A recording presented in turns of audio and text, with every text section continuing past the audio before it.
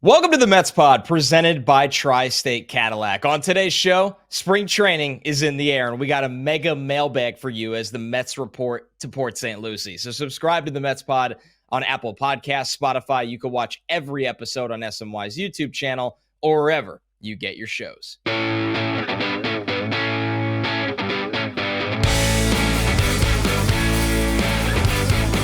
What's up, everybody? Welcome to the Mets Pod, presented by Tri-State Cadillac. Visit your Tri-State Cadillac dealer today.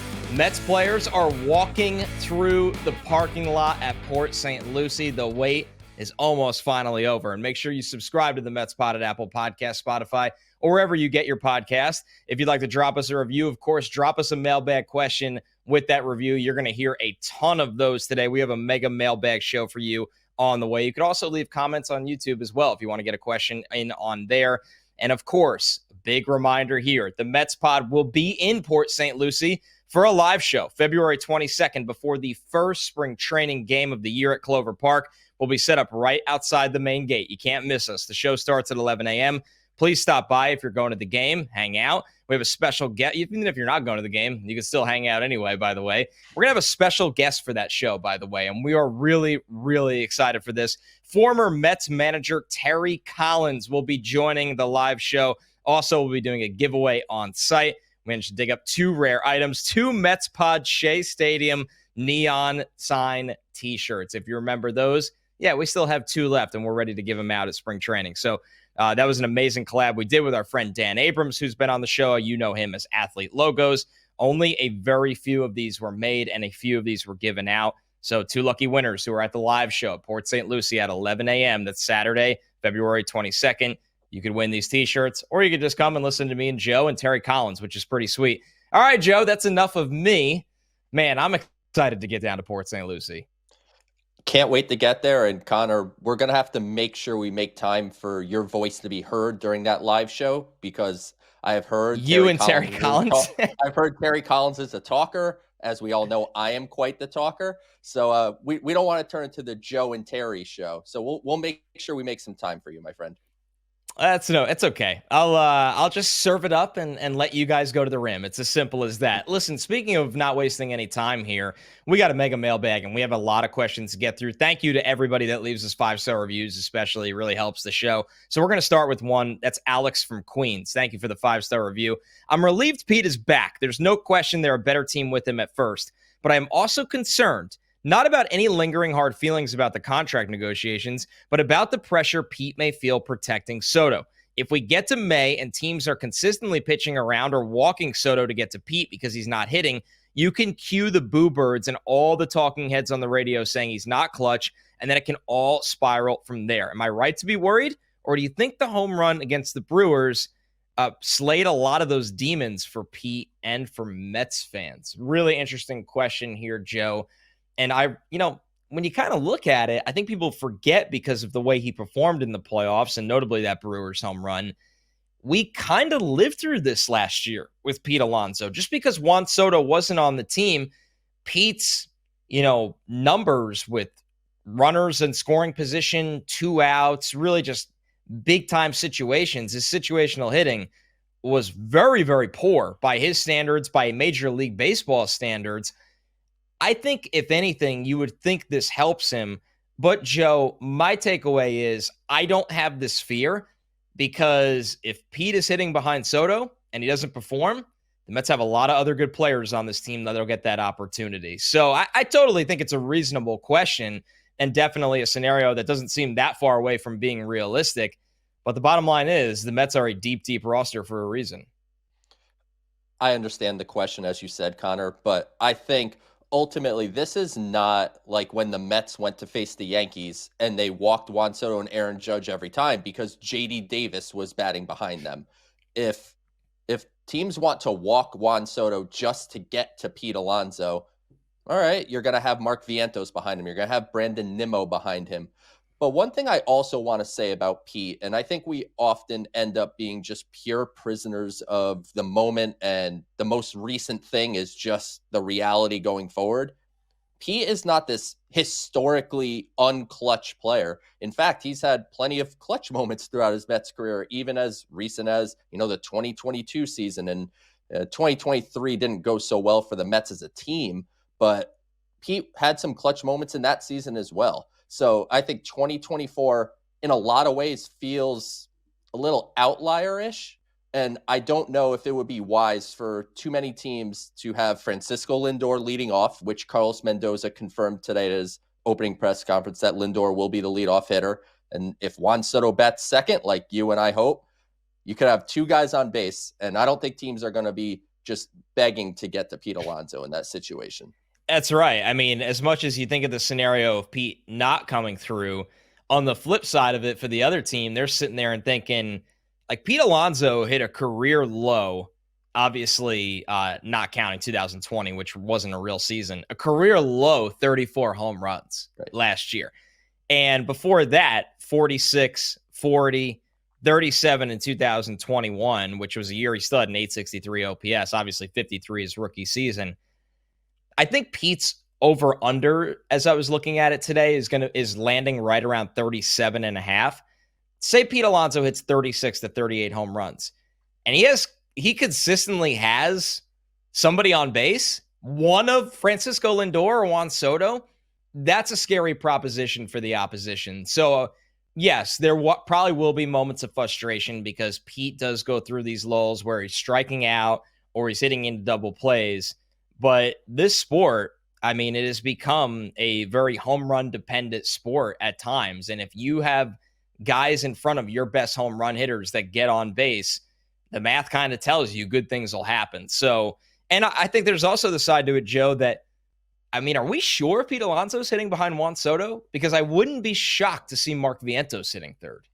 Yeah, wouldn't be shocked at all. I think the lineup outside of Lindor is in flux. Most seem to believe Juan Soto will bat second, but that's not even kind of locked in stone. So we'll see how it really transpires as how Carlos Mendoza wants to put this lineup out on a day-to-day basis. But Pete Alonso, I don't think there's going to be, as you said, too many teams that are going to be purposely walking Juan Soto to get to him. But hey, Juan Soto is going to take his walks, and that's one thing that we have to accept as Mets fans. And I think I really want to hammer that home kind of going into the season. I don't want to hear Mets fans complaining that Juan Soto walks too much because I can already see it happening. We didn't pay him $765 million to walk. That's just a big part of his game, and the beneficiary of it will be Pete Alonso, Mark Vientos, Brandon Nimmo. However they put that lineup together, they're all going to be beneficiaries of Soto doing that. All right, another 5-star review question from Brendo88. How come no teams aren't showing interest in Jose Quintana this offseason? Proven vet, and he was amazing down the stretch last year. I don't think he'd cost all that much. What gives? Also, thoughts on bringing back Brooks Raley. Joe, I'll start with Quintana, then I'll toss to you for your thoughts on him and Brooks Raley. I think, once again, it's so funny how we remember players going in the offseason. I don't blame people for doing this. I feel like a lot of the fan base thought of Pete this offseason as what he did in the playoffs and not the regular season, and that's fine. And then Quintana looked like he had nothing for a large part this summer, where you're sitting there and you're like, man, sometimes when it goes, it goes. And credit to Jose Quintana, who really, really was an unsung hero. I'm going to pull up his numbers in September and October. I mean, he was somebody that he found it at a time where they needed him to find it the absolute most. He was clutch. He knew how to make the most of his stuff. And then you look at just the raw numbers last year. I'll pull up his pitching numbers for the months while you're talking, Joe. But he's someone that I think teams are probably evaluating and going, we don't know what we can get out of Quintana if we put him in the rotation. Maybe if we wait long enough, we can get him for money that would kind of equal either a swingman or a sixth kind of starter, a seventh kind of starter. So it is fascinating. It is always surprising when a veteran out there, especially veteran pitching, is out there. And also sometimes, Joe, you don't know what these guys are ultimately asking for. But I was a big fan of Jose Quintana when he was here. And it might just be one of those where, from an analytics standpoint or a data standpoint, maybe the Mets just thought, hey, the numbers are starting to trend really, really the long way. We're happy what we got in the postseason. I'm a little surprised he doesn't have a job, because despite some of the stuff, and obviously the first half was rough for Quintana, and there was plenty of calls to wonder if he needed to be taken from the rotation entirely, and he turned it around in the second half and into the playoffs and was a key cog for the Mets in the rotation.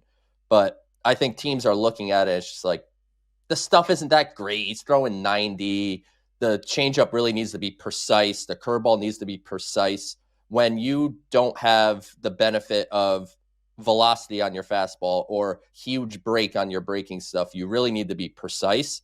So I think maybe that's like one thing against him. But to me, this is a guy that routinely takes the ball, routinely pitches deep in the games. So I'm personally surprised that he hasn't been able to find a 1-year deal somewhere. There's not some team out there with the need for pitching in the sport that they couldn't find a spot for Quintana. But yeah, I think it's interesting that he's still out there, and I suspect before long he'll find himself a job. By the way, he allowed an OPS in September and October of 443. Dominant. I mean, he was dominant, which is even more unbelievable when you look at August, that he was allowing an OPS over 800. He was just untouchable in September and October. Maybe he felt his best at that time. Another thing, too, the teams might be looking at, they might just know Quintana at this stage is a 5-inning pitcher.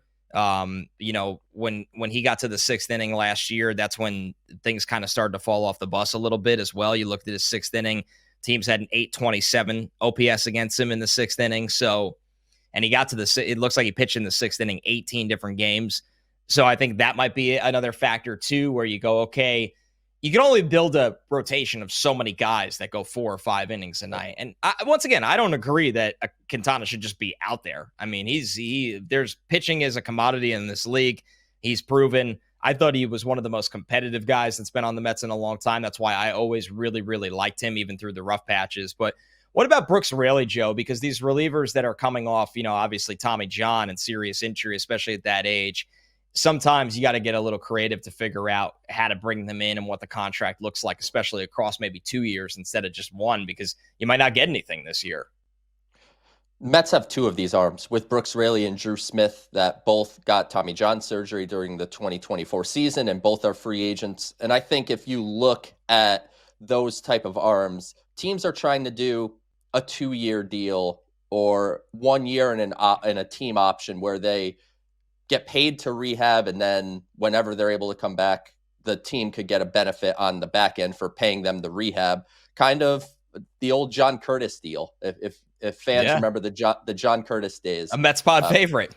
We love John Curtis. I think he was your pick for like breakout guy of the year. One of those categories that never goes well. Jose Quintana was last year. So yeah, hopefully we just take a step forward there in 2025, at least as far as our predictions. But Brooks Raley's a guy, if he's open to that kind of deal with the Mets, I think it would be great to continue that rehab process with the Mets staff that he's already familiar with, already started his rehab with.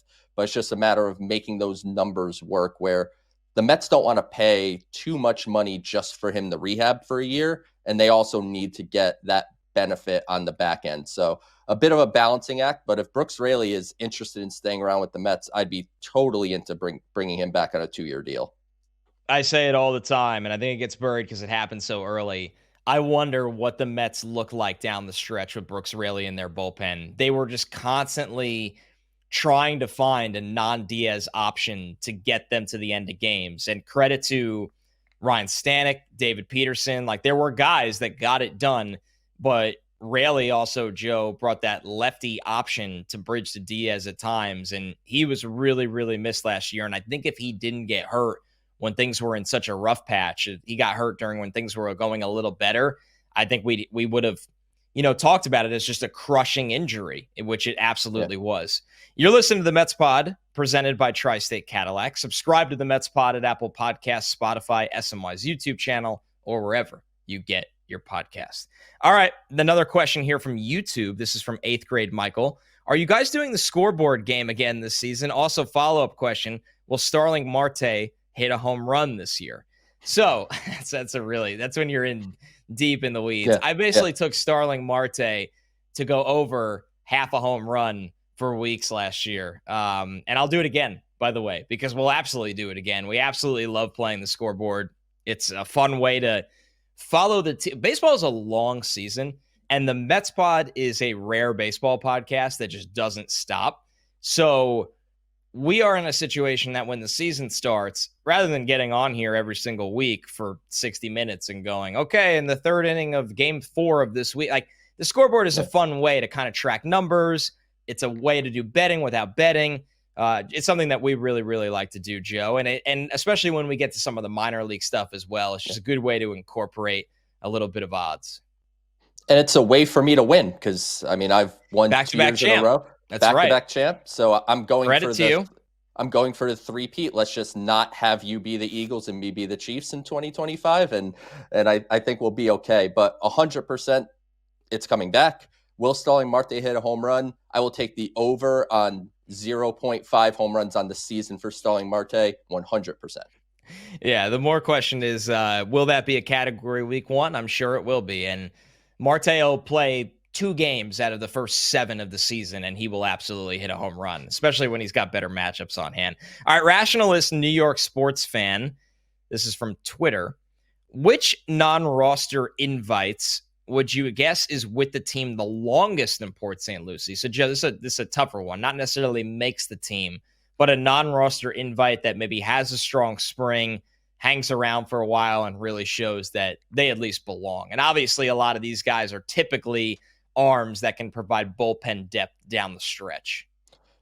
It's a fun little guessing game, and the Mets actually have 26 non-roster invites that are in Port St. Lucie, not part of the 40-man roster, but just opportunity to compete for a role. Some of them are prospects, like Jet Williams is there, and Ryan Clifford, and Brandon Sproat, and Blade Tidwell, and Dom Hamill, and Kevin Parada. I don't think any of the prospects are a candidate to be the answer for this question. They typically get shuffled out kind of a couple weeks into spring training and end up back in minor league camp. The name I'm going to go with is Genesis Cabrera, who the Mets signed to a minor league deal with an invite. You may remember him for his days being a pretty good left-hand reliever for the Cardinals. And this past year with Toronto, he posted a perfectly solid 3.59 ERA in over 60 appearances. The expected numbers weren't so good. His expected ERA was, 4.40, but he still throws hard. So this is a fastball, averages 96. He'll get up to, 97 range. The big thing for him is since 2021, the effectiveness of his curveball has significantly taken a downturn. Hitters have hit it better. The whiff rate has dramatically dropped. And I don't know if we're tying that to the sticky substance stuff. Like, it's one of those things to just keep an eye on, that the spin rates haven't exactly been the same. But this is still a hard-throwing left-handed reliever with major league success. And the Mets are in a situation as they construct their bullpen. Carlos Mendoza said today that the plan is for AJ Minter to be ready for opening day, but he's throwing his first bullpen, I believe, at the end of February. So we have to really monitor Minter throughout spring training. And if they want to have a competition for a second lefty in the bullpen, you have Danny Young, the incumbent, who was on the roster last year, and he's on the 40-man. And then you have a couple non-roster invites in Cabrera and Anthony Goes, another hard-throwing lefty. So if they want to carry a second left-handed reliever, I think Genesis Cabrera can push for a job, and I will say he ends up making it the longest in Major League camp. Yeah, and who could forget Genesis Cabrera? He's quite the character. Of course, the benches clearing incident a couple of years ago when he was on the Cardinals against the Mets, where after he hit J.D. Davis, Pete Alonso was not very happy during that incident. So fascinated to see them reunited. And I mean, Joe, it's I think a little untraditional to see a now freshly 28-year-old reliever that's relatively been average throughout his MLB career to sign almost be forgotten about, right? Like nobody talks about him with his Mets bullpen, and he signed a minor league contract. So I am fascinated if the Mets pitching lab can kind of tweak some of the stuff you brought up, and specifically its effectiveness, because this is somebody that, very odd. Early in his career, he was more of a guy in the double-digit strikeout over 9 range, or at least hovered close to it. And the last 2 years, he's been closer to 7 over 9. Yeah. So that kind of points to what you were saying, Joe. The curveball has been less effective. The whiff rate has dropped. And frankly, the four-seam fastball, despite having some velocity, isn't getting the same swing and misses that it did just a couple of years ago. And I think you just take all those factors and the expected stats underneath the kind of solid looking, if you just type in Genesis Cabrera baseball reference, you're like, oh, he was pretty good. But underneath the hood, it was a little less exciting. But at the same time, this is, as you said, a minor league deal with someone with it really average type major league results over multiple years. Certainly worth a flyer to come to camp. Our next one from YouTube, this is from William Grave 9229. I know it's very easy to dismiss as something that doesn't actually matter, but don't you think it's kind of crazy that we haven't officially made Lindor captain yet? I think it would genuinely help continue to set the right tone and example for the team. Very spoiled for this to be my top concern right now, but I'd honestly be a little annoyed if we went into the season without our captain actually being our captain. We've had this combo before, Joe, and it's not as common in baseball anymore. The idea of a captain, obviously there's some pretty legendary ones in Mets history, and we know Aaron Judge, when he signed his extension with the Yankees, that was a big talking point with it. You don't see the C's on baseball jerseys anymore. It's something that is obviously much more important in hockey and football. I'm a little mixed on this one. I think if there was going to be a captain of the New York Mets, obviously Lindor is far and away the guy. Like, you really stack it up and you would rank it Lindor number 1, Nimmo number 2. Right. And I don't really think anybody else is even in consideration. Obviously, Pete's on a short-term deal. Soto, I don't really get that vibe from him, and he hasn't played a game for the Mets yet. And then you look at, Alvarez is too young. Obviously, Alvarez has captain qualities, but he's too young and he needs to produce. So, but at the same time, I think the nice thing about this, or the glass half full outlook on this question and this thought, is everybody knows who the leaders are on the Mets. Right. It's Francisco Lindor. It's Brandon Nimmo. I think quietly a lot of people overlook, and it's harder for a reliever, but Edwin Diaz is a leader. A lot of people have a high level of respect for Edwin Diaz. And when he was out that year, we saw things kind of fall apart with this team. So, and I think that's kind of where it stands right now. And I don't personally think you need to outline it, but if the Mets did it, I would be like, oh, that's pretty cool. I feel very similarly, Connor. If they do it, great. But in my opinion, I don't care about having a captain. I don't need a captain. I don't think the locker room actually needs it. I understand the general point, but are there going to be players in there that are going to be like, I'm not going to listen to you, Lindor. You're not my captain. And then they name him the captain. They'll listen the next day or whatever. Right. I think he is just a bona fide leader in the locker room. And the Mets have multiple, as you mentioned, guys like Brandon Nimmo, guys like Edwin Diaz. You have different leaders in the locker room. What does that do to that dynamic if you just name one of them a captain? And as you said, there's no C's on the jersey. This isn't hockey. This isn't football. It's just a title that you just randomly throw on, not randomly, but you just throw on someone. And I don't know. I don't see the point personally, but if it would make Francisco Lindor feel better and everybody's happy about it, go for it. Just for me, doesn't do anything. I don't need it. How many, if I asked you off the top of your head, and I had to Google this, how many captains, and you know one already, how many captains do you think there are in baseball? In baseball, all of baseball. Aaron Judge, obviously, as you mentioned. Right. Salvador Perez, I think, is with Kansas City. He's, and I'll give you a hint. There's only one more. Yeah. I have no idea. Good pull on Salvador Perez. Yeah. So Salvador Perez has the C on his jersey. That's right. I always forget that. He's the only one, I think, in the sport that does, which I actually really like. And there's also part of me that likes it also as a merch idea. Right. Like when you sell a jersey with the C on it, it's cool for the fans to wear. The third one, I would imagine less than 1% of the people listening know this right now. Marcus Semien is the only other captain in baseball on the Texas Rangers. He's only been a Ranger for like 2 years. Yeah, this was his third year, right? And he was named captain, I think, in 2023. So, yeah, very early. It kind of speaks to the kind of guy he is. Great leader for sure. Yeah, but it's just like it's not a thing. And it's fascinating when I'm sure people trying to guess that third one, the top two answers they were probably saying out loud to themselves was Jose Ramirez from the Guardians. Right. How is he not? And the Phillies are a little bit of a weird dynamic because a lot of guys have been there a little while now, but Bryce Harper, you think of right away as captain material, I think. So it's just not as big of a thing. And I think my takeaway, Joe, is why it's not. I bet managers, especially somebody like Mendoza, who is extremely calculated, I think they like leadership being divvied up.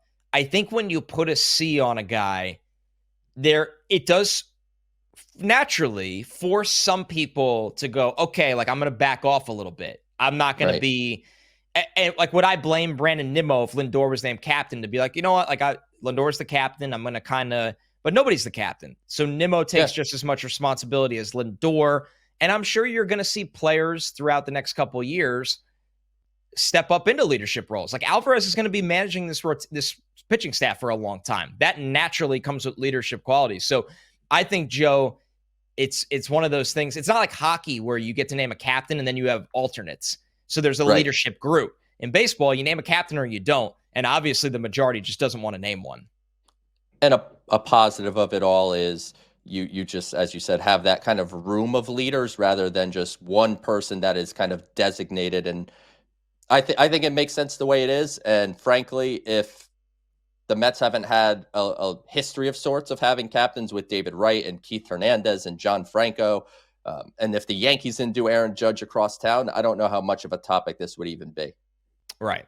All right. We got two questions here that are going to be our Down on the Farm segment this week, because we try not to skip that one. We know people like to know what's going down on in the system, and we have the guy that's the best at covering the Mets system in all of the world, in Joe DeMayo. The first one from Corden Brent, 5-star review. Thank you for the 5-star review for Down on the Farm. Would a top prospect swap be out of the question?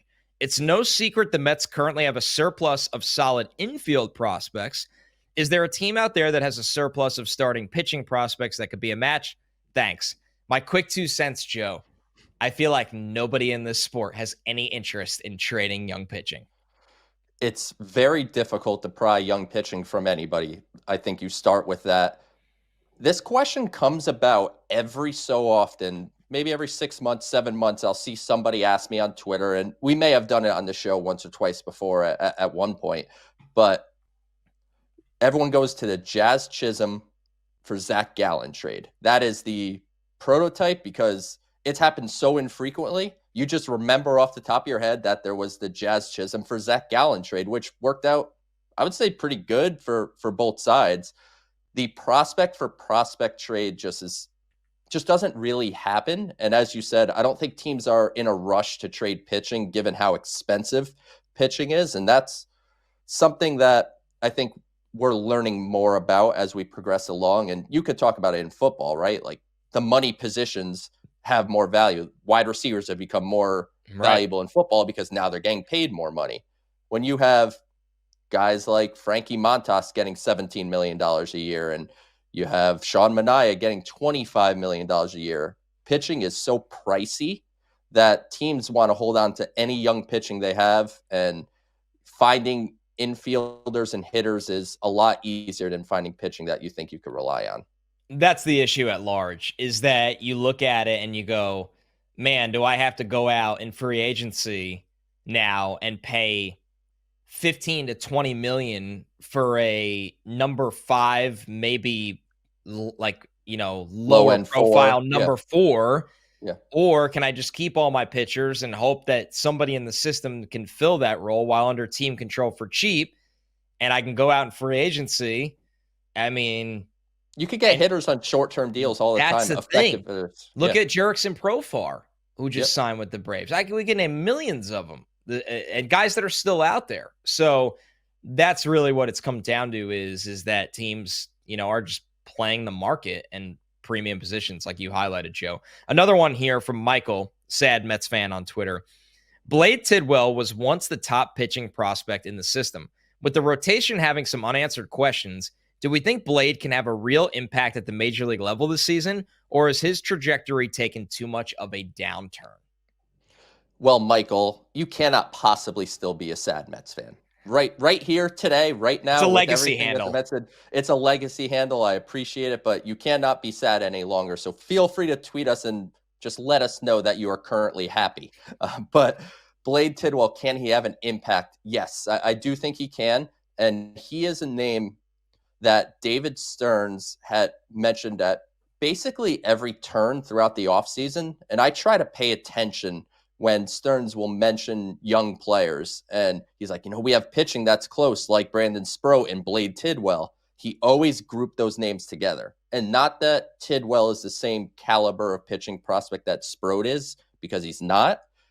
I think he had a tough adjustment to the AAA level. He was awesome in AA to start the 2024 season. AAA just simply did not go well for him. And 2025, he'll go back to AAA Syracuse with that experience under his belt and the opportunity to take a step forward. And if he does, we've talked about how many pitchers you need to get through a season. I think the Mets used it was like 34 or 36, some crazy number of pitchers in the 2024 season. So Tidwell finding an opportunity would not surprise me at all.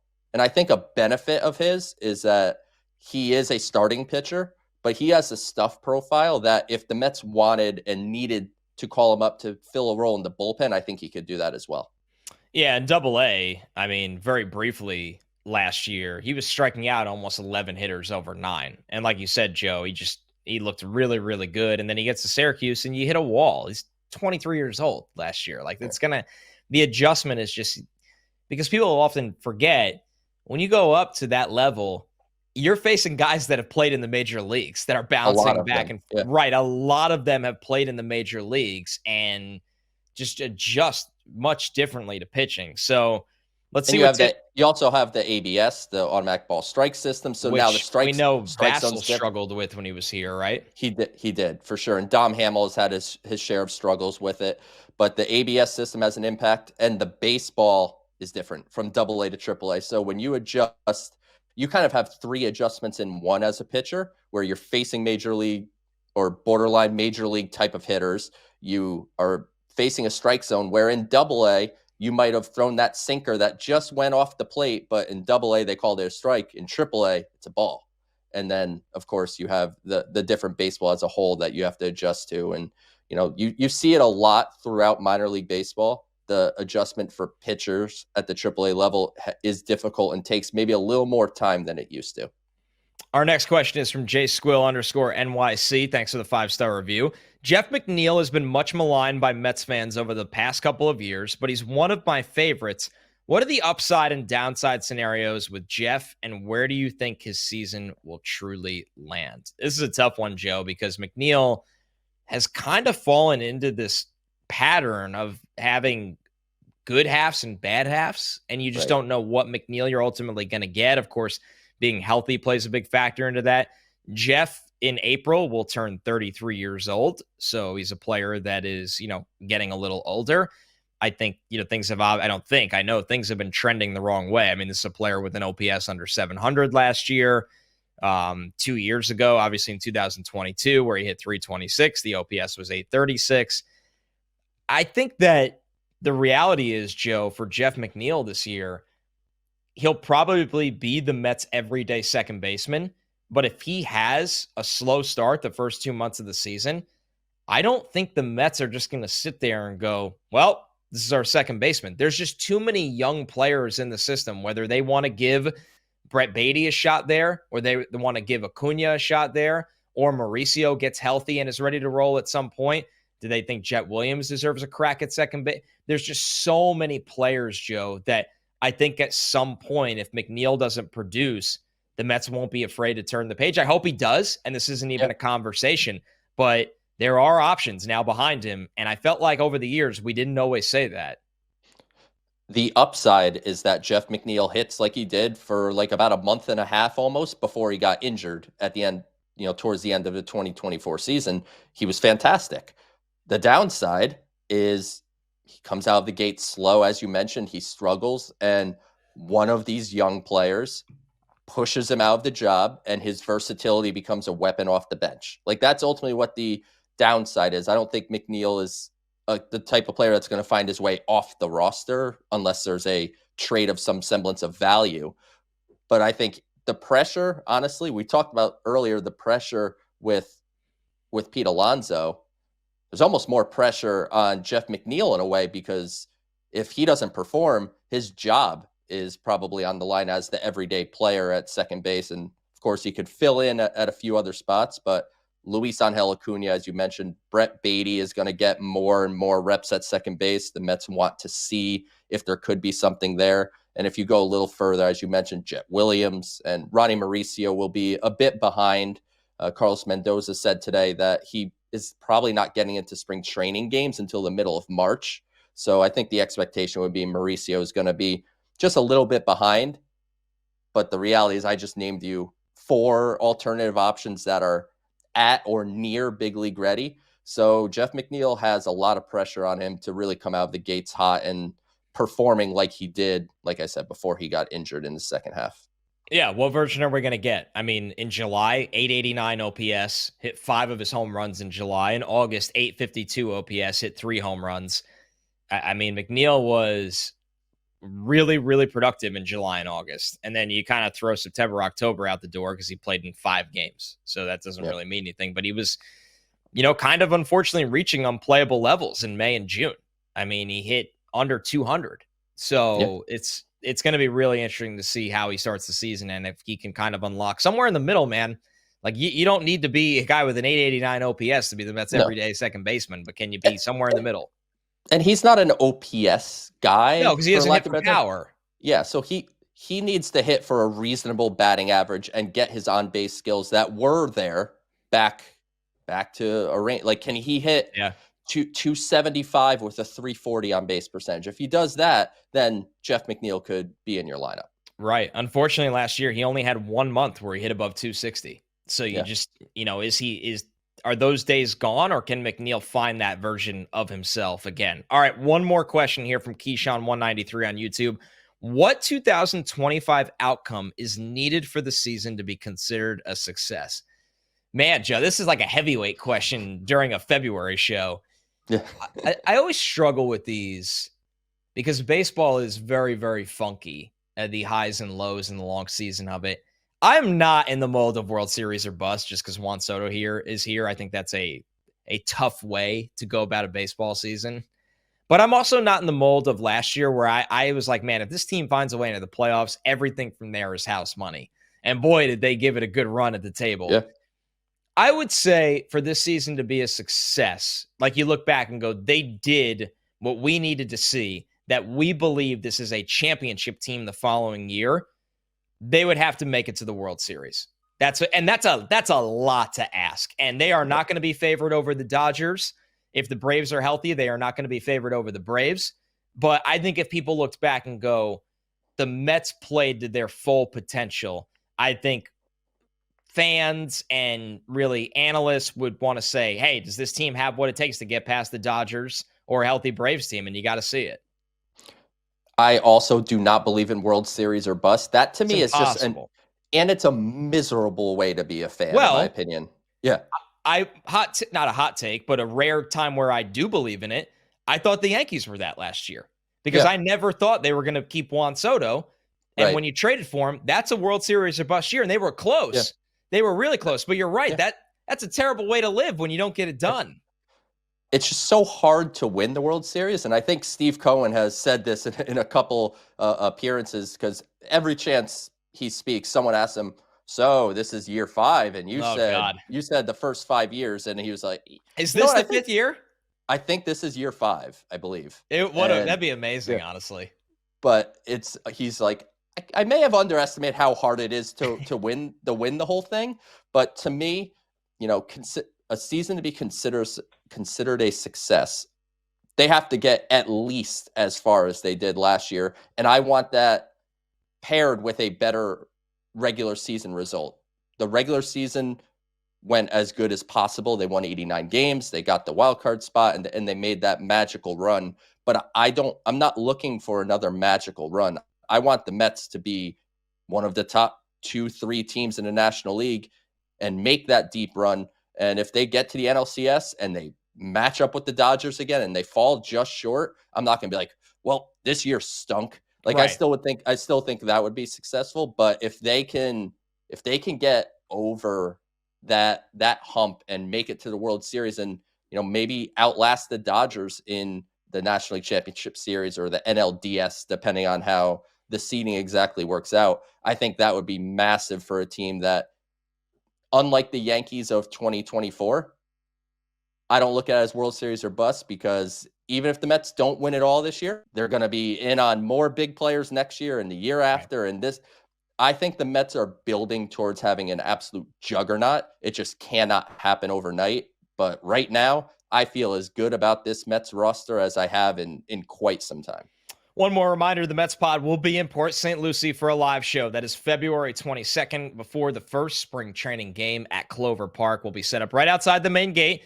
The show starts at 11 a.m. with special guests. Yes, former Mets manager Terry Collins, plus a Mets pod t-shirt giveaway. If you're coming to the game, please stop by. This is the Mets pod presented by Tri-State Cadillac. Visit your Tri-State Cadillac dealer today, and remember to subscribe so you never miss a show. Apple Podcasts, Spotify, wherever you get your pods. You can leave us a review like you heard all the questions today that came from reviews or the YouTube comments or from Twitter. If you got questions, we'll take them. So please become a subscriber on every single platform that you possibly can.